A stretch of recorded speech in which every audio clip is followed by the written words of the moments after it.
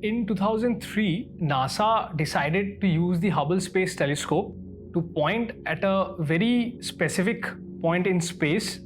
The reason was that they had this thought in mind that what if we focus for a very long time at a very dark spot in space and see if there are some photons that we can capture.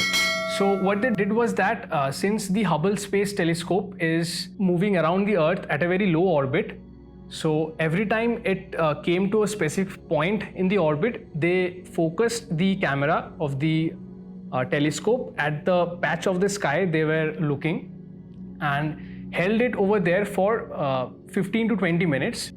And after that, the telescope went over, made one orbit and came to the very same point. And this thing they repeated for 400 times. So over a span of 11 days, they collected a total data of around 150 hours of exposure over that very small patch of sky. And they obtained this image, which you can see. So the patch of sky that they were looking at was in the size of a small sugar cube held at an arm's length. So you can imagine how small patch of sky they were looking. And in that small patch, as you can see, this image is filled with bright spots. Few of them have these spikes. Okay, so these vertical and horizontal spikes are basically diffraction gratings that occur at the lens when the source of light is point size. So basically these are stars in our own galaxy. So we have like 3 or 4 of them in this entire image. And apart from these small stars, every other speck of light that you see, no matter how bright or how dim, is a galaxy. So this image contains around 10,000 galaxies. So this is a very remarkable breakthrough in the observations made by the Hubble Space Telescope.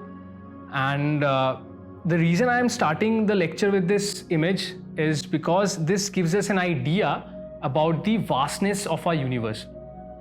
So next time if somebody asks you how big the universe is, you can refer them to this picture and say that a sugar cube size of space patch of sky contains these many galaxies, and each of those galaxies contains hundreds and billions of stars. And these stars have planetary systems that move around them. So this frame captures more possibilities than there are grains of sands on all the beaches of Earth. And another thing that this picture tells us is that if you look closely, barring few of the galaxies which are very close to us and appear big in the picture, rest of the galaxies are almost uniformly distributed. So this is a very important thing, and we will come to this, which is known as the homogeneity of the universe, which says that matter and energy is distributed uniformly if we are looking at the universe at a very large scale.